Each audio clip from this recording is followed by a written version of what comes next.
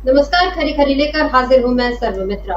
महाराष्ट्र से इस समय एक बड़ी खबर आई है। खबर ये है कि चुनाव से पहले उद्धव ठाकरे ने मराठा कार्ड चल दिया है। जी हां, कल मुंबई में एक कार्यक्रम में शिवसेना प्रमुख उद्धव ठाकरे ने साफ साफ नरेंद्र मोदी और अमित शाह के लिए कहा कि इन दो मराठी और महाराष्ट्र विरोधी लोगों के कारण महाराष्ट्र के लोगों को नौकरी और संपत्ति दोनों से ही वंचित रहना पड़ रहा है। कल मौका था मार्मिक साप्ताहिक के 64वें स्थापना दिवस का।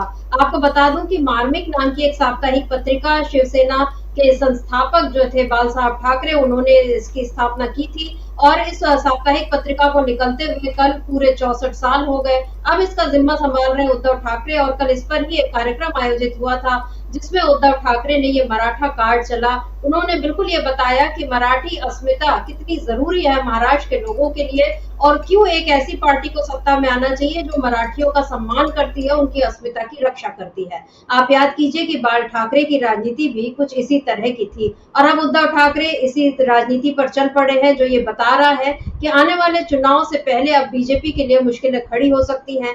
महाराष्ट्र से ये जो बड़ी खबर आई है उद्धव ठाकरे की, इसके बाद किस तरह से सियासी समीकरण बदलेंगे और उधर अजित पवार और देवेंद्र फडणवीस, इन दो उप मुख्यमंत्रियों के सहारे क्या बीजेपी किसी तरह चुनाव में अपनी नैया पार लगा पाएगी, इन्हीं सब मुद्दों पर आज हम खरी खरी चर्चा करेंगे। हमारे साथ मौजूद हैं हमारे पॉलिटिकल एडिटर दीपक पाचकोर जी। दीपक जी, बहुत बहुत नमस्कार, स्वागत है आपका इस कार्यक्रम में। दीपक जी, कल महाराष्ट्र में मतलब मुंबई में मार्मिक साप्ताहिक पत्रिका के जो कार्यक्रम में उद्धव ठाकरे ने बहुत ही चुभती हुई बातें बीजेपी के लिए कही। मराठी में वो सारी बातें, उनका भाषण मराठी में है। इसके पहले भी हमने देखा कि उद्धव ठाकरे ने किस तरह से अमित शाह की तुलना जो थी वो अहमद शाह अब्दाली से की थी। इस पर हम लोगों ने चर्चा भी की थी और अभी हाल में एक वाकया ये हुआ कि उद्धव ठाकरे के काफिले पर हमला किया गया। इस हमले पर अभी मतलब आरोप लगाए जा रहे हैं कि मनसे यानी जो महाराष्ट्र नवनिर्माण सेना राज ठाकरे की जो पार्टी है उसके कार्यकर्ताओं ने यह हमला किया था, लेकिन संजय राउत ने इसके तार सीधे सीधे जोड़े हैं अमित शाह से और उन्होंने कहा है कि अहमद शाह अब्दाली ने सुपारी दे रखी है और इसलिए ये सारी घटनाएं हो रही हैं। संजय राउत का वो जो बयान है वो हम आपको सुनाएंगे, लेकिन इससे पहले मैं ये बता देती हूँ कि उद्धव ठाकरे ने क्या कहा। उद्धव ठाकरे ने कहा कि हमारी ही मुंबई हमारे लिए पराई हो रही है। मुंबई और महाराष्ट्र का द्वेष करने वाले ये लोग हमारे कंधों पर चढ़कर दिल्ली में जा बैठे हैं और अब अगर वो हमें ही लात मारने की बात कर रहे हैं तो हमें क्या करना चाहिए। उन्होंने ये भी कहा कि बाल साहब ठाकरे ने अपने शुरुआती दिनों में लेखनी को मशाल बनाया था और उसकी वजह से हम आज मुंबई में हैं। अब हमारी ही मुंबई हमारे लिए पराई हो रही है। मराठियों को दो महाराष्ट्र विरोधी व्यक्तियों की वजह से कंपनियों और संपत्तियों में नौकरी से वंचित किया जा रहा है। अब समय आ गया है कि हम उनके खिलाफ खड़े हों और उन्हें हराएं। उद्धव ठाकरे ने यह भी कहा कि एक कार्टूनिस्ट के रूप में उनके पिता बाल ठाकरे ने अन्याय के खिलाफ लड़ने के लिए अपना ब्रश उठाया था। आज की शिवसेना यूबीटी का चुनावी चिन्ह मशाल जो है वो बीजेपी के नेतृत्व वाली महायुति के खिलाफ लड़ाई में वही काम करेगी, ये उद्धव ठाकरे ने कहा। इसके साथ उन्होंने ये भी बोला कि मार्मिक और मेरा जन्म एक ही साल में हुआ था और आज मैं मार्मिक का संपादक हूँ। बाल साहब ठाकरे से लेकर उद्धव ठाकरे तक ये साप्ताहिक चलते आ रहा है और एक ऐसा साप्ताहिक रहा है जिसने महाराष्ट्र की स्वतंत्रता के समय लोगों तक पहुंचने का काम किया। कार्टून और शब्दों की धार आज भी कायम रखी। ये उद्धव ठाकरे के बड़े भाषण का एक छोटा सा हिंदी अनुवाद जो है यहाँ मैंने सुनाया। दीपक जी, उद्धव ठाकरे के इस बयान मतलब कल के इस भाषण को जिस तरह से उन्होंने मराठी अस्मिता को यहाँ मुद्दा बनाया है, क्या कहेंगे? और इसके पहले भी जो उद्धव ठाकरे के तमाम बयान आ रहे हैं किस ओर इशारा कर रहे हैं? क्या ये महाराष्ट्र में नए तरह की राजनीति तो नहीं कहना चाहिए क्योंकि राजनीति शिवसेना की तो यही उसका तरीका रहा है, लेकिन जब से शिवसेना ने एनसीपी और कांग्रेस के वो साथ हुई थी तब से उद्धव ठाकरे इतने मतलब उन्होंने कभी भी इतना आक्रामक रुख नहीं दिखाया था, लेकिन अब उनके ये जो तेवर हैं वो क्या बता रहे हैं? देखिए, उद्धव ठाकरे, शिवसेना, मराठी अस्मिता, मार्मिक, ये सारी चीजें आपस में काफी कुछ गूंथी हुई है। बाल ठाकरे जो स्वयं थे वो बेहतरीन कार्टूनिस्ट थे। वो एक बड़े अच्छे वक्ता तो थे ही थे, लिखते भी अच्छा थे, लेकिन मूल रूप से उनको जाना जाता था कार्टूनिस्ट के रूप में। और मार्मिक में वो हमेशा जो है कार्टून बनाया करते थे। उनकी इस मामले में बड़ी ख्याति थी कि एक तो उनकी भाषा बहुत अच्छी थी और दूसरे उनके कार्टून जो हुआ करते थे वो बड़े चुभते हुए हुआ करते थे और लोगों को नाराज भी किया करते थे। एक लंबे समय तक जो है लोगों ने जो है इस परिवार की बहुत सारी चीजें देखी हैं। जैसे स्वयं बाल ठाकरे के जो पिताजी जो थे वो प्रबोधनकार थे, मतलब वो प्रवचन किया करते थे, लोगों को उद्बोधन किया करते थे और बताया करते थे। मराठी अस्मिता जो है उसी के बल पर जो है शिवसेना जो है वो बनी थी, और उसका आज जो हम उभार देख रहे हैं आज स्थिति में है, तो उसके पीछे एक ही कारण है, और वो है मराठी अस्मिता। शुरुआत अगर हम करें जब शिवसेना बनी थी वो भी लगभग 64-65 साल हो रहे हैं, मेरे ख्याल से शायद 50-60 साल हो रहे होंगे। तो उस समय हुआ यह था कि बहुत सारे दक्षिण भारतीय लोग जो आ रहे थे, दक्षिण भारतीयों का बड़े पैमाने पर आगमन हो रहा था, विशेषकर कर्नाटक के लोग और तमिलनाडु के लोग। तो इन लोगों के कारण क्या है, इन लोग भी काफी मेहनती थे, तो बहुत सारे काम जो है बम्बई के मूल रूप से शुरुआत तो इसके मुंबई में ही हुई। राज्य में शिवसेना की सबसे मजबूत जड़ें जो है और लंबे समय तक कुछ मुंबई में ही रही। उनका यह कहना था कि बाहर से जो लोग आते हैं वो आकर हमारे बच्चों के जो रोजगार है उसे छीन लेते हैं। तो एक प्रकार से उन्होंने इन बाहरी लोगों के खिलाफ जो है वो आंदोलन किया था। कुछ जगह तो आंदोलन बहुत अच्छा भी नहीं रहा, मतलब कुछ जगह हिंसक भी हो चुका था या उसमें बहुत खराब बातें भी हुई थी। लेकिन कुल जमा लोगों को ये बात अपील अपील होने लग गई थी कि स्थानीय लोगों को जो है वो उनको रोजगार नहीं मिलते, उनके काम के जो अवसर है वो बाहर से आए हुए लोग जो है वो करते हैं। दूसरा फिर उन्होंने एक, इसका बहुत टर्निंग पॉइंट है, धीरे धीरे क्या हुआ कि दक्षिण भारतीय लोगों के बाद फिर ये तोप जो है शिवसेना की वो मुड़ गई उत्तर भारतीयों की ओर। उत्तर भारतीयों का जो था उसके आधार पे भी शिवसेना को बड़ी एक ताकत मिली। एक लंबे समय तक वो मान के चलते थे कि उत्तर भारतीयों का जो आगमन है उसके कारण भी हमारे बहुत सारे काम जा रहे हैं। गुजरात के साथ ये है कि कभी मुंबई जो है वो गुजरात का पार्ट था, गुजरात का हिस्सा था, और एक काफी वहां पर बड़ा आंदोलन हुआ जिसमें काफी लोग उसमें महाराष्ट्र को, मुंबई को महाराष्ट्र में मिलाने के लिए एक बड़ा आंदोलन हुआ। और दक्षिण मुंबई में जो बड़ा प्रसिद्ध फ्लोरा फाउंटेन है, आपको मालूम होगा, लोग जानते हैं, ये बड़ी प्रसिद्ध जगह है। उसका नाम अब शहीद चौक हो गया है, मतलब मराठी में जिसे कहते हैं हुतात्मा चौक, उसे शहीद चौक कहा जाता है। तो उसमें कुछ लोग गोली चालन से भी मारे गए थे। तो गुजरात के साथ भी इनका झगड़ा जो है वो अलग रहा। तो लेकिन धीरे धीरे शिवसेना को ये पता चल गया कि इन लोगों के साथ केवल अकेले शिवसेना जो है वो मुंबई पर पूरा का पूरा वो नहीं कर सकती, मुंबई बहुत बड़ा शहर है। तो धीरे धीरे लोगों के साथ इनके, फिर जिस समय राजनीतिक जरूरतों के कारण भी इन लोगों ने जो है अलग अलग लोगों के साथ मेल जोल बढ़ाया, बहुत सारे लोग आए। आपको याद होगा संजय निरुपम एक इनके सांसद हुआ करते थे, उन्होंने उत्तर भारतीयों को जोड़ा। और मजेदार बात ये बता दूं मैं कि सबसे पहला राज्यसभा का सदस्य अगर शिवसेना ने किसी को बनाया तो वो चंद केनिया करके थी, कांता केनिया ऐसा कुछ उनका नाम था, वो पहली सांसद थी और वो गुजराती थी। लेकिन इसका मतलब है कि शिवसेना ने धीरे धीरे बाकी लोगों के साथ अपना सामंजस्य बिठाना शुरू किया। विधान परिषद में एक घनश्याम दुबे करके थे, उनको विधान परिषद में शिवसेना की ओर से भेजा गया। शिवसेना ने एक बहुत अच्छा, आप वैसे केस स्टडी के रूप में देखिए तो शिवसेना ने एक बहुत अच्छा अपने आप को समय के हिसाब से परिवर्तन किया है। उन्होंने वो जिसे हम कहते हैं कि एक कठोरता जो होती है उसको धीरे धीरे छोड़ा, और परिस्थितियों के कारण भी बाद में ये हुआ कि बाद में जिस समय कांग्रेस के साथ मिलकर उन्हें सरकार बनानी पड़ी, ये एक अच्छी बात है। बहुत ज्यादा लोकतंत्र में देखिए आस्था पहले बाल ठाकरे की नहीं हुआ करती थी, मैं आपको बताऊं, वो साफ कहा करते थे लोकतंत्र वगैरह को मैं नहीं मानता, मेरा जो विश्वास है वो थोक तंत्र में है। मतलब वो इन चीजों के लेके बड़ा उनके जो भाषण शिवाजी रैली में हुआ करते थे, दशहरे के समय इनकी बहुत विशाल रैली होती है, हर साल होती है, विजयादशमी की रैली होती है। तो उसमें सारा साल जो है लोग इंतजार करते थे कि बाल ठाकरे क्या कहेंगे क्या नहीं कहेंगे। तो बात शिवसेना जो है, आप ये केस स्टडी आप देखिए कि धीरे धीरे उन्होंने सब लोगों के साथ सामंजस्य बनाना शुरू किया।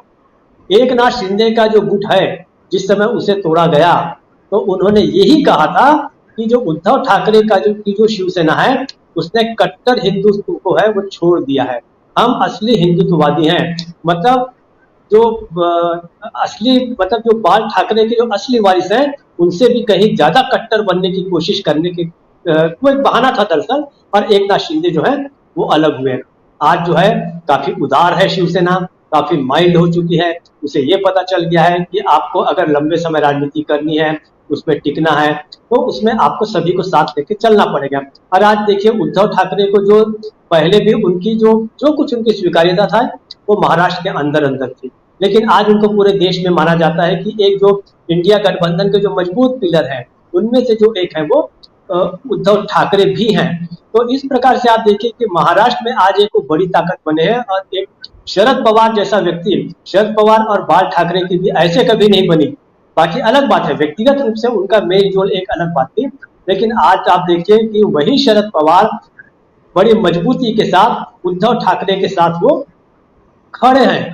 तो ये एक परिवर्तन जो हुआ है महाराष्ट्र की राजनीति में, ये भारतीय जनता पार्टी के लिए सबसे बेचैनी की बात है, क्योंकि बीजेपी को ऐसा लगता था कि हम अकेले राष्ट्रीय दल है जो हम सबको साथ लेके चलते हैं, लेकिन वहां पर उद्धव ठाकरे उनके मुकाबले इस मुद्दे को लेके भी खड़े हो गए हैं। आज उनके साथ हर कोई है, मतलब वो दिल्ली जाते हैं, दिल्ली जाके मंच पे खड़े होते हैं, वो हेमंत सोरेन की पत्नी को कहते हैं कल्पना सोरेन मेरी बहन है, केजरीवाल की पत्नी को कहते ये हमारी बहन है, हम इनके साथ हैं। इंडिया गठबंधन की जितनी भी जो कुछ भी हुई है आज तक बैठकें हुई है, उद्धव ठाकरे उसमें जा रहे हैं। भारतीय जनता पार्टी के लिए उद्धव ठाकरे एक बहुत बड़े चैलेंज हैं, वो शरद पवार से भी बड़े चैलेंज है। ये अलग बात है कि शरद पवार जो है कहीं पुराने नेता हैं, उनके बहुत सीनियर हैं, लेकिन इस समय यही जो है आने वाले समय में जो चुनाव जो अभी होने जा रहा है विधानसभा का, इसमें बेहद महत्वपूर्ण भूमिका जो है वो बाल ठाकरे के जो वारिस हैं उद्धव ठाकरे ही निभाएंगे, ये महाराष्ट्र के लोगों को पता चल गया है। तो गुजरात के बारे में जो है इन्होंने अस्मिता जो है, महाराष्ट्र की अस्मिता का प्रतीक अगर कोई है, उसको बचाने वाला कोई है, तो आज लोगों को ये पता है कि वो उद्धव ठाकरे हैं। अब उनका उसकी जो जिसको हम कहते हैं जो वारिसाना हक जो है शिवसेना का, वो अब एकनाथ शिंदे गुट के पास नहीं रह गया है। इसलिए जब गुजरात अस्मिता की बात जब करते हैं तो लोगों को बड़ा जबरदस्त अपील किया है। वहां पर ये जो मामला है मारपीट के जो कार्यक्रम में कल जो हुआ, वहां पे उन्होंने गुजरात अस्मिता के बारे में यही बताया है कि किस प्रकार से ये दो लोग हैं, उनका इशारा जो है मोदी और अमित शाह की ओर है। अमित शाह के बारे में तो बहुत सारी चीजें कह दी। दूसरी वहां पर जो दो बड़े प्रोजेक्ट हैं जिसकी चर्चा हम पहले भी कर चुके हैं, धारावी का जो पूरा का पूरा रीमॉडलिंग है, उसको नया बनाने का जो एक बहुत बड़ा प्रोजेक्ट है, वो शायद अदानी को जाएगा। ऐसा अगर होता है तो शिवसेना जो है वहां पर मुकाबले के लिए खड़ी रहेगी। ऐसा मुझे लगता है कि अगर मराठी अस्मिता को जागृत किया शिवसेना ने दोबारा, तो हम देखेंगे शिवसेना का वही पुराना तेवर जो है इस चुनाव में नजर आएगा। और कल की बैठक के बाद इसका बड़ा असर जो हो रहा है वो वहां पर दिख रहा है हमें महाराष्ट्र में। तरुण मिश्रा जी।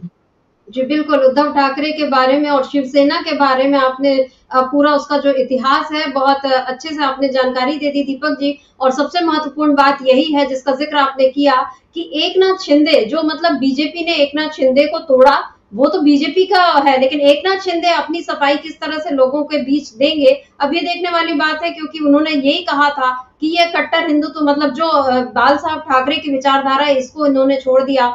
खुद मोदी और अमित शाह भी बार बार बाल साहब ठाकरे को लेकर बोलते रहे कि इवन अभी कुछ दिनों पहले गिरिराज सिंह वगैरह ने भी ऐसी बातें कही थी कि ये उद्धव ठाकरे जो है वो बाल साहब ठाकरे के असली वारिस नहीं लगते हैं, उनकी संतान नहीं लगते हैं, क्योंकि जिस तरह की बातें वो करते हैं। लेकिन कल उद्धव ठाकरे ने मार्मिक के इस कार्यक्रम में बता दिया कि असली वारिस कौन है, या बिल्कुल सीधे उस भाषा में कहें तो बाल ठाकरे का खून या उनका डीएनए वो उद्धव ठाकरे में ही आया है। ये उन्होंने बता दिया है कि असली हकदार वही हैं, उनके तेवर अब वही बता रहे हैं।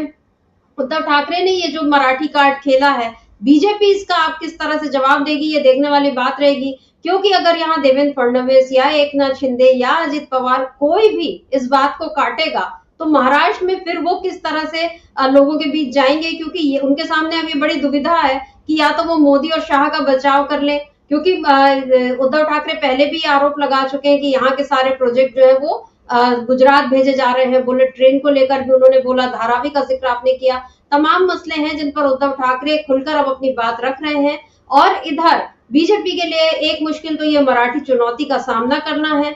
दूसरी बात जो अब ये हो गई है, अजित पवार का कल एक बड़ा बयान आया। अजित पवार इस समय राज्यव्यापी जन सम्मान यात्रा पर निकले थे और उन्होंने वहां पर ये कहा एक मराठी चैनल से बात करते हुए, किसी को भी राजनीति घर में प्रवेश नहीं करने देना चाहिए।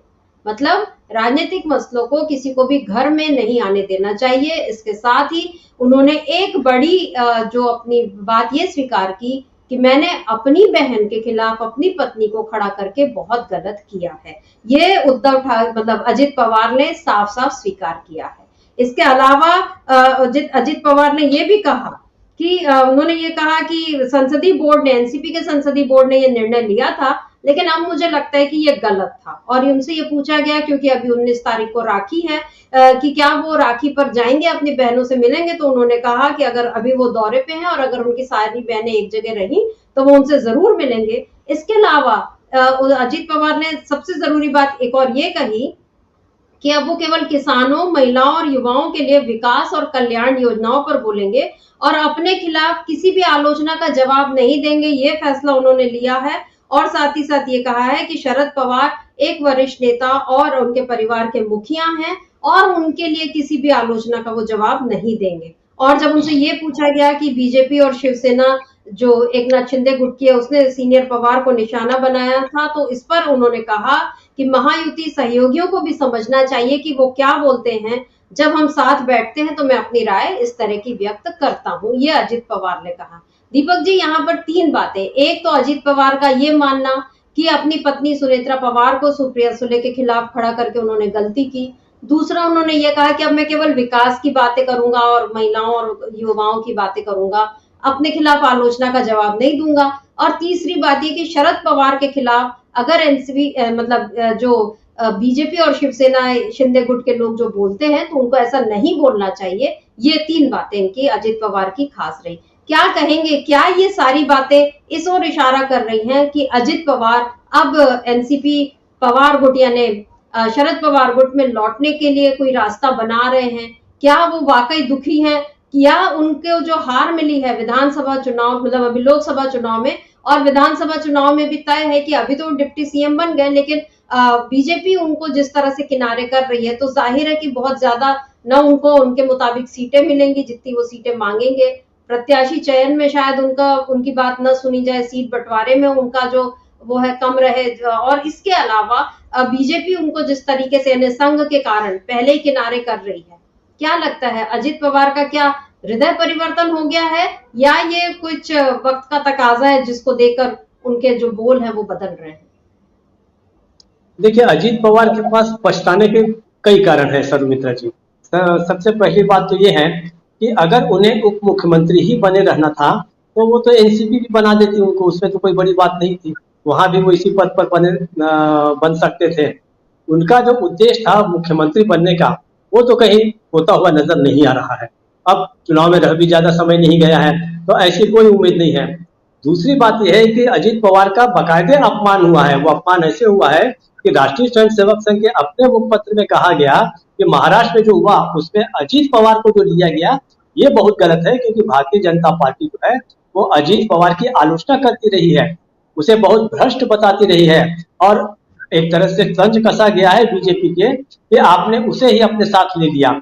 उन्हें एकनाथ शिंदे गुट को तोड़कर लाने में बहुत दिक्कत नहीं थी क्योंकि वो हिंदुत्व के नाम पे आए और शिवसेना जो है उसी तरह की एक पार्टी मानकर चल रहे थे तो उसे लेके आए। उसके बाद दूसरी बात, अगर अजित पवार बने रहते एनसीपी में तो भी उनका कद बहुत बड़ा था। आने वाले कुछ समय के बाद अगर शरद पवार के बाद इस पार्टी की कोई कमान संभालेंगे तो उसे दो ही लोग संभालेंगे, सुप्रिया सुले हैं और अजित पवार ही हैं। दोनों मतलब व्यक्तिगत रूप से चूंकि मैं वहां रहा भी हूँ, महाराष्ट्र में मैंने राजनीति को देखा भी है। उसके समय मुख्यमंत्री जब थे शरद पवार तब भी मैं वहां पे सीनियर रिपोर्टर था। तो अजित पवार चूंकि शरद पवार का कोई पुत्र तो है नहीं, तो एक प्रकार से राजनीति में वो लेके आए थे वो अजित पवार को भी लेके आए थे। सुप्रिया सुले और अजित पवार ये दोनों ही उनके वारिस हैं और रहेंगे। वहां वो बने रहते तो वो भी एक महत्वपूर्ण पद पे रहते। अब वैसे भी सुप्रिया सुले जो है वो केंद्रीय राजनीति करने जा रही है, वो महाराष्ट्र की राजनीति तो करने नहीं जा रही है। जैसे आपको याद होगा, हमारे आप भी जानती, हमारे अपने छत्तीसगढ़ में विद्याचरण शुक्ल और श्यामाचरण शुक्ल, उन्हें सीधे सीधे पूछ लिया था उनके पिताजी ने कि आप में से कौन क्या करना चाहता है। तो श्यामाचरण शुक्ल जो बड़े भाई थे उन्होंने कहा कि मैं स्थानीय यही की राजनीति करना चाहता हूँ, मतलब मध्य प्रदेश की, उस समय अविभाजित मध्य प्रदेश था, मैं यहाँ की राजनीति करना चाहता हूँ। विद्याचरण शुक्ल को जो है वो केंद्रीय विषयों में बड़ी दिलचस्पी थी, वो फॉरेन अफेयर्स के बारे में, पर्यावरण के बारे में, ऐसे बहुत सारे नागरिक उड्डयन के बारे में, सूचना प्रसारण, इन चीजों को लेके बड़े उत्सुक थे। तो रविशंकर शुक्ल ने दोनों के कार्य को सीधे सीधे बांट दिया। विद्याचरण शुक्ल को उन्होंने दिल्ली की राजनीति में स्थापित किया और यहाँ पर जो है हमारे अपने मध्य प्रदेश में और बाद में छत्तीसगढ़ में श्यामाचरण शुक्ल राजनीति करते रहे। तो शरद पवार के पास वो ताकत पहले भी थी और अभी भी है। उन्होंने सुप्रिया सुले की जो भूमिका बनाई है वो केंद्रीय राजनीति के लिए बनाई है। अजीत पवार को पता नहीं क्यों ऐसा डर लगने लगा कि सुप्रिया सुले को वनिता मिल जाएगी या क्या है। वैसे ही जिस प्रकार से राज ठाकरे जो है वो उद्धव ठाकरे से अलग हो गए, जबकि बाल ठाकरे ने पहले जो प्रमोट जिसको किया था वो उन्होंने प्रमोट किया था राज ठाकरे को किया था। सब जानते थे कि राज ठाकरे जो है वही आगे बढ़ेंगे और उद्धव ठाकरे थोड़े से संकुचित थे। वैसे हम जिस प्रकार से कह सकते हैं कि संजय गांधी और राजीव गांधी, संजय गांधी बड़े एग्रेसिव थे, राजनीति में पहले से बहुत सक्रिय हो गए थे और बाई एक्सीडेंट जो है वो राजीव गांधी वो राजनीति में आए थे। तो उद्धव ठाकरे की बड़ी, चूंकि वो देखा भी है मैंने, उद्धव ठाकरे बहुत ही संकोची सौम्य किस्म के हैं। वो वैसे शिवसेना के को मुफीद आने वाली, उसको सूट करने वाले राजनीति के व्यक्ति वो है नहीं, लेकिन ऐसी कुछ परिस्थितियां बनी। बहुत जल्दी में भी थे शायद राज ठाकरे अलग हो गए। हालांकि पछतावे वाली जो बात है केवल अजीत पवार वाली बात नहीं है, उधर राज ठाकरे का भी बताया जा रहा है कि राज ठाकरे कई जगह पे खुद ही अपने उम्मीदवार खड़ी कर रहे विधानसभा के लिए। उन्होंने बहुत सारे जो है उम्मीदवार पहले ही घोषित कर दिए हैं एक तरफ से। खैर हम अगर अजीत पवार पे आए तो अजीत पवार जो है पहले, सबसे पहले देखिए, आपको अगर वापस आना है तो आपको पहले थोड़ी जगह बनानी पड़ती है, अपना एग्रेशन छोड़ना पड़ता है और परिवार के थ्रू जो है वो थोड़ी बहुत आगे, मतलब एक तरह से ये किया जाता है। तो आज उन्होंने शरद पवार के बारे में अच्छी बातें कही, उन्होंने भी बताया कि राखी के समय मैं जा सकता हूँ। तो इस प्रकार से वो जगह बना रहे हैं, मुझे कोई आश्चर्य नहीं होगा। और मुझे ऐसा लगता भी है कि अजीत पवार जो है बहुत लंबे समय तक एनसीपी के मूल धड़े से अलग नहीं रह सकते। अब वो उसमें पूरा शामिल होंगे, उनका विलय होगा या नहीं होगा ये हम नहीं जानते। उनके साथ के जितने बड़े नेता है, अभी भी जो बस में जो सबसे पहले सामने भुजबल बैठे हुए हैं, छगन भुजबल शरद पवार के बहुत ही खास आदमी थे। अब पहली बार आप याद कीजिए कि 90 के आसपास जब शिवसेना को तोड़ा था शरद पवार ने, तो छगन भुजबल के नेतृत्व में ही 16 विधायकों को तोड़ा गया था। तो छगन भुजबल कैसे उनसे अलग होकर राजनीति कर सकते हैं मुझे नहीं पता, लेकिन ये सब की जो अंतिम जो शरण स्थली जो है वो मुझे ऐसा लगता है कि चाचा जी यानी शरद पवार के ही आंगन में ही जो है, उसी आंगन में खेल के बड़े हुए हैं। जितने राजनीतिक यहाँ पे बैठे हुए हैं, हमको बस में भी जो दिख रहे हैं, अजीत पवार के साथ जो है शरद पवार के ही प्रमोट किए हुए सारे राजनीतिज्ञ हैं। आगे पीछे अगर वो आ जाए तो कोई बड़ी बात नहीं है। देखिए ये जितने भी लोग हैं ये सारे के सारे हार्ड बार्गेनर्स हैं, इनको आइडियालॉजी से कुछ लेना देना नहीं है, उन्हें कोई मतलब नहीं। उन्हें अगर ऐसा लगता है कि हम एनसीपी के साथ या उद्धव ठाकरे के साथ मिलकर, मतलब इंडिया के साथ मिलकर अगर चुनाव लड़ेंगे और हमारा एक विधायक भी ज्यादा आ जाता है, एक भी, तो उधर चले जाएंगे। उन्हें ऐसी गलतफहमी कोई भी ना पाले कि ये बहुत लॉयल है किसी के। अगर इनको लॉयल्टी दर्शानी ही होगी तो ये शरद पवार के साथ लॉयल्टी दिखलाएंगे, जो उनका परिवार भी है, और वहीं से प्रमोट होकर लोग बाहर आए हैं। प्रफुल्ल पटेल भी शरद पवार के बहुत ही खास व्यक्ति हुआ करते थे और एनसीपी के लिए डोनेशन लाने वाले, उनकी आर्थिक सारे वित्तीय जो कामकाज है वो सब संभालने वाले प्रफुल्ल पटेल थे। तो ये कहीं भी मुझे ऐसा नहीं लगता कि लंबे समय तक अलग रह सकते हैं। हाँ, अगर ये अलग रहने का डिसीजन ले लेते हैं तो बड़े नुकसान में रहेंगे, जिसकी एक झलक हमको लोकसभा में दिख चुकी। तरुमित्रा जी। जी बिल्कुल। अब अजीत पवार के बारे में क्या कहें, मतलब सुबह का भूला शाम को घर आ जाए तो उसे भूला नहीं कहते। तो ये बात एक बार हो चुकी है, जब वो पहले सुबह सुबह जाकर उन्होंने देवेंद्र फडणवीस के साथ, जब वो उनको मुख्यमंत्री और खुद उप मुख्यमंत्री बन रहे थे, शपथ ले ली थी। लेकिन फिर कुछ ही दिन, मतलब मेरा ख्याल है 2 दिन में उनकी वापसी भी हो गई थी। तब एक बार तो उनको शरद पवार ने माफ कर दिया। अब लेकिन क्या शरद पवार उनको माफ करेंगे? वैसे बड़े लोगों से उम्मीद यही की जाती है कि वो छोटों की गलतियों को माफ कर दे, लेकिन क्या अजित पवार ने जो इस तरह से शिवसेना और मतलब महागठबंधन की सरकार गिराने में मदद की है बीजेपी की एक तरह से, या क्योंकि गिराई तो एकनाथ शिंदे के कारण, लेकिन उसके बाद जाकर उसको और मजबूती दे दी अजित पवार ने, तो ये देखने वाली बात रहेगी कि समीकरण क्या होते हैं। लेकिन राजनीति में कुछ भी असंभव नहीं होता है, और कम से कम भारतीय राजनीति में तो हम लोग ये देख ही रहे हैं कि कभी मतलब ना कोई 36 का आंकड़ा होता है, ना कुछ होता है। कोई भी कभी भी दोस्त बन जाता है, कोई भी कभी भी अलग हो जाता है, तो इसलिए किसी भी बात पर आश्चर्य नहीं होना चाहिए। लेकिन यहाँ पर मुद्दा यही था कि अजित पवार ने जिस तरह से ये कहा कि राजनीति को घर में नहीं लाना चाहिए, लेकिन अब जिनके घर से ही राजनीति होती है उन लोगों के लिए क्या ऑप्शंस रहते हैं, ये भी देखने वाली बात है। अभी इधर महाराष्ट्र में जो हम चर्चा कर रहे हैं दीपक जी, 2 मुद्दों पर हमने चर्चा कर ली।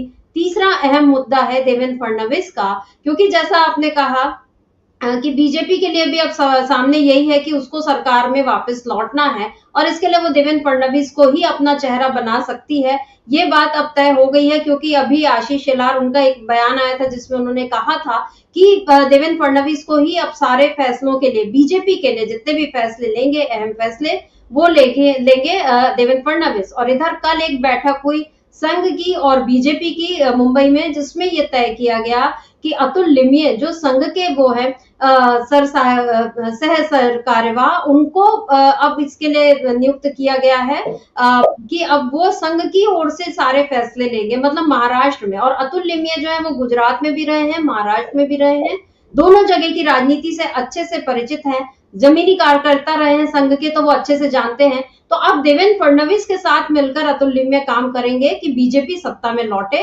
और संघ की ये कोशिश है कि इस बार जो भी नेतृत्व रहे, मतलब ऐसा नहीं कि संघ ने केवल देवेंद्र फडणवीस को माना है, उसको ये कहना है कि हमारे सामने एक ब्राह्मण चेहरा हो तो ओबीसी चेहरा भी हो, और मतलब हम सबको एक सामूहिक नेतृत्व में काम करें और उसके बाद जब सरकार बने तब ये तय हो कि मुख्यमंत्री कौन बनेगा। ये संघ की सोच है, इस तरह की खबरें आई हैं। लेकिन देवेंद्र फडणवीस को अगर बीजेपी इस तरह से आगे करेगी, यानी मोदी और शाह जो है, क्योंकि उद्धव ठाकरे के निशाने पर लगातार वो हैं, तो इसका मतलब मोदी शाह क्या अब विधानसभा चुनाव में उस तरह से नहीं दिखेंगे जैसा अभी तक दिखते आए थे। हर चुनाव में तो मोदी के नाम पर ही चुनाव लड़ा जाता था। दूसरी बात, क्या बीजेपी अब अपने आप को, पिछले बार के चुनाव में बीजेपी सबसे बड़ी पार्टी बनी थी, लेकिन फिर भी सत्ता में आने के लिए उसको तोड़फोड़ करनी पड़ी। लेकिन अब जिस तरह की बातें हो रही हैं, एकनाथ शिंदे गुट की ओर से, अजित पवार की ओर से, और उधर उद्धव ठाकरे जिस तरह के मुद्दे उठा रहे हैं, राज ठाकरे भी अब शायद बीजेपी का साथ नहीं देंगे। लोकसभा चुनाव में उन्होंने भी,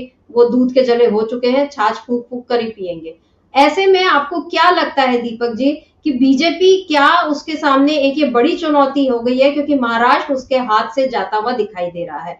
इसमें एक चीज और जोड़ूंगी, अभी हम ये स्क्रीन पर देख रहे हैं आदित्य ठाकरे को, इनका बयान है जो अदानी से भी मामला है, उस पर इन्होंने भी जेपीसी की जो मांग की है, क्या कुछ कहा है? एक बार आदित्य ठाकरे की ये बात सुन लेते हैं। उस पर आप किस तरह से रिएक्ट करना चाहते हैं? अगर आप देखें तो हिंडनबर्ग रिपोर्ट ये बड़ा एक मामला है। इसमें सेबी के चीफ पे ही आरोप लगाए गए हैं। मुझे लगता है इसमें जो हमारी मांग है जेपीसी की, पारदर्शिता की, वो कोई गलत नहीं है। अगर कोई इसे एंटी इंडिया कहता है, मुझे लगता है जो भी ये सेबी चीफ के साथ खड़ा रहे, ये घोटाले के साथ खड़ा रहे, वो हमारे देशद्रोही है। देशभक्त वही है जो पारदर्शिता मांग रहा है और जेपीसी मांग रहा है। कोलकाता में जिस तरह से घटना होती है, रेजिडेंट डॉक्टर पे ही जो है बलात्कार होता है, बिल्कुल दुर्भाग्यपूर्ण घटना है और मुझे लगता है ऐसी घटना हमारे देश में कहीं भी नहीं होनी चाहिए। जो भी आरोपी हो उनको तो टेररिस्ट करके ही ट्रीट करना चाहिए, बिना धर्म देखे, बिना जात देखे। और मेरी ये मांग हमेशा से रही है, जब दिल्ली में रेप केस हुई थी तभी से ये मांग है कि रेपिस्ट को टेररिस्ट करके ही ट्रीट किया जाए। दीपक जी, आदित्य ठाकरे भी, मतलब इनकी जो आपने जो शब्दों पर गौर फरमाई है, टेररिस्ट, देशद्रोही, देशभक्त, कांग्रेस भी बयान देती है, तीखे वो स्वर उठाती है, लेकिन उसके बयान जो है वो अलग होते हैं। बीजेपी जब बयान देती है तो उसके बयान इसी तरह से होते हैं, मतलब किसी भी चीज को, मतलब देशभक्ति और देशद्रोही, उन दो पैमानों पर ही वो तौलती है। आदित्य ठाकरे ने इंडिया गठबंधन का हिस्सा है, लेकिन बीजेपी को जवाब दिया है उन्हीं की भाषा में। क्या कहेंगे, क्योंकि आदित्य ठाकरे भी अभी तक शांति से अपना काम करते आए, लेकिन अब चुनाव का टाइम आ गया है, अब ये सारे लोग मुखर हो रहे हैं। इधर अब अभी जो इसके पहले मैंने देवेंद्र फडणवीस की जो बात की, और इधर अमित शाह ने भी जो जिनके ऊपर अभी उद्धव ठाकरे ने अहमद शाह अब्दाली वाला जो एक वो कसा था कि वो उन्हीं के वंशज हैं, क्या कहेंगे? ये पूरा माहौल बीजेपी के लिए बिल्कुल उसकी जमीन को सरका चुका है, यहाँ से क्या लगता है आपको? देखिए, पहली बात तो ये है कि महाराष्ट्र में भारतीय जनता पार्टी की जो जमीन है वो वैसी मजबूत कभी नहीं रही है। वहां पर आज तक भारतीय जनता पार्टी का कभी अपना मुख्यमंत्री अकेले दम पे कभी नहीं बना, किसी न किसी का समर्थन उसे हमेशा चाहिए रहा है। बल्कि पहली बार जब मनोहर जोशी बने थे मुख्यमंत्री 1995 में, उस समय भी भारतीय जनता पार्टी का उनको समर्थन था। वहां पर शिवसेना ने हमेशा बड़े भाई की ही भूमिका निभाई है। और बाल ठाकरे तो मतलब इनकी भाषा जो है आदित्य आदित्य ठाकरे की जो भाषा है, फिर भी मैं कहता हूँ काफी सौम्य है। बाल ठाकरे तो इससे भी बहुत ज्यादा मतलब जिसको हम कहते हैं कि कड़े शब्दों का प्रयोग किया करते थे।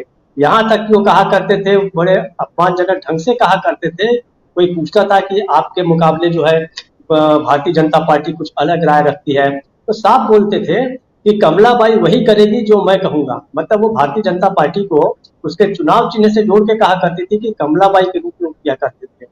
और देखिए वहां पर अभी जो है अतुल लिमिये वगैरह जो है उस ये किसी को गलतफहमी नहीं रहनी चाहिए कि कोई भी व्यक्ति भारतीय जनता पार्टी का वो कोई अपने बूते पर कोई निर्णय ले सकता है। आरएसएस का प्रत्यक्ष या अप्रत्यक्ष हाथ या समर्थन जब तक नहीं रहेगा किसी भी ये पूरे देश के मुख्यमंत्रियों के भी साथ में आपको बता दूं कि जहां जहां भारतीय जनता पार्टी के मुख्यमंत्री हैं उनका उन पर निगरानी रखने के लिए या उनकी मदद करने के लिए आरएसएस और उसके बीच में समन्वय के लिए एक आरएसएस का कोई ना कोई व्यक्ति जरूर रहता है मुख्यमंत्री कार्यालय में, और वही सबसे पावरफुल होता है। ये अलग बात है कि आरएसएस के काम करने की पद्धति ऐसी है कि वो आदमी कई बार बिल्कुल साफ साफ सामने दिखता नहीं है। लेकिन कोई अगर इस गलतफहमी में रहे, देवेंद्र फडणवीस खुद भी नहीं रहेंगे क्योंकि वो जानते हैं कि आरएसएस की कार्य प्रणाली क्या है, तो उन्हें कोई पूरा का पूरा फ्री हैंड कभी भी नहीं दिया जाएगा। तो आरएसएस का वहां पर और आरएसएस के समर्थन के बिना न तो वो मुख्यमंत्री पद के दावेदार हो सकते हैं और न ही वो मुख्यमंत्री बन सकते हैं अगर ऐसी परिस्थितियां आई तो। लेकिन वहां पर दो तीन चीजें और हैं। एक तो मुख्य रूप से कि अब उद्धव ठाकरे को भी जो लेके है कि उद्धव ठाकरे के बिना वहां पर सरकार कोई भी नहीं बना सकेगा। मैं कहता हूँ यहाँ तक कि कांग्रेस भी नहीं बना सकेगी अगर ऐसी नौबत आती है। हालांकि कांग्रेस खुद ही वहां पर सरकार बनाने की बहुत इच्छा में नहीं है और उद्धव ठाकरे ही वहां पर जो है वो सीएम का फेस होगा। और वहां पर सबसे बड़ी बात यह है और जो एनडीए की तरफ, एनडीए के सामने सबसे बड़ी समस्या ये है कि सीएम का फेस किसे लाएं, ये बात जो है उनके सामने सबसे उहापोह वाली स्थिति है। ये जो कहा जा रहा है कि अतुल लिमिये की जो बात की जा रही है वो पहले जायजा लेंगे या उनके साथ काम करेंगे, बाद में तय किया जाएगा कि कौन मुख्यमंत्री बनेगा, तो उसका मूल कारण यही है कि अगर किसी को भी आपने अभी मुख्यमंत्री का फेस डिक्लेयर कर दिया तो अजीत पवार और हो सकता है कि एकनाथ शिंदे को भी छिटकने में कोई समय नहीं लगेगा। चुनाव तक इस बात को वो यही कहते रहेंगे कि एक बार हम इस स्थिति में आ जाएं, बहुमत मिल जाए, फिर मुख्यमंत्री कौन बनेगा ये बात जो है उसके बाद ही तय होगी। अभी सबसे मजेदार बात यह है कि एनडीए अभी इस बात को तय करने की स्थिति में नहीं है क्योंकि अजीत पवार भी एक प्रकार से हम कह सकते हैं कि वो उम्मीदवार है। दूसरे उधर एकनाथ शिंदे कैसे मुख्यमंत्री का पद छोड़ दें, मुख्यमंत्री वो रह चुके हैं, अब इससे कम पे तो किसी हालत में नहीं मानेंगे। फिर उनके पास अपने और सूत्र है कि उनका अपना लड़का जो है वो लोकसभा का सदस्य भी है, तो केंद्र में भी उनके पास जो है जोड़ तोड़ करने की पूरी ताकत है। मुझे ऐसा लग रहा है कि बहुत ही उहापोह और भ्रम की स्थिति में एनडीए चुनाव लड़ने जा रहा है और इसके ठीक विपरीत इंडिया जो है एक मजबूत चेहरे के साथ एकजुट होकर चुनाव लड़ रहा है। आदित्य ठाकरे ने ये जो बयान दिया है साफ बताया है कि हम इंडिया के साथ हैं। जहां तक देशद्रोह वगैरह मामला है, ये सारी चीजें जो है वो हमेशा एक कदम आगे ही चले भारतीय जनता पार्टी से, बल्कि भारतीय जनता पार्टी महाराष्ट्र में हिंदुत्व के बारे में जब भी बात करती है तो संभल कर और डर कर बात किया करती थी। उन्हें भी ये डर लगता था कि शिवसेना ये न समझ ले कि बीजेपी हमसे हिंदुत्व के मामले में मुकाबला कर रही है। वहां पर महाराष्ट्र में जो जब भी भारतीय जनता पार्टी को जो बढ़त मिली, ताकत मिली, तो सामाजिक समीकरण के कारण मिली। लगभग तीन दशक पहले एक धर्मचंद चौरड़िया कहते हुआ करते थे, उनके प्रमुख नेताओं में से एक थे, वो स्ट्रेटेजिस्ट थे बेसिकली। उस समय 3 लोग थे मुख्य रूप से भारतीय जनता पार्टी के उभार के जिम्मेदार, प्रमोद महाजन, गोपीनाथ मुंडे और तीसरे धर्मचंद चौरड़िया। धर्मचंद चौरड़िया जो थे उन्होंने सबसे पहले वहां पे दलितों को अपने साथ जोड़ा। उन्होंने बताया, अपनी पार्टी को भी समझाया कि जब तक हम दलितों और ओबीसी को अपने साथ नहीं लेंगे तब तक जो है हमारी सरकार या हमारी एक मजबूत स्थिति जो है महाराष्ट्र में नहीं बन सकती।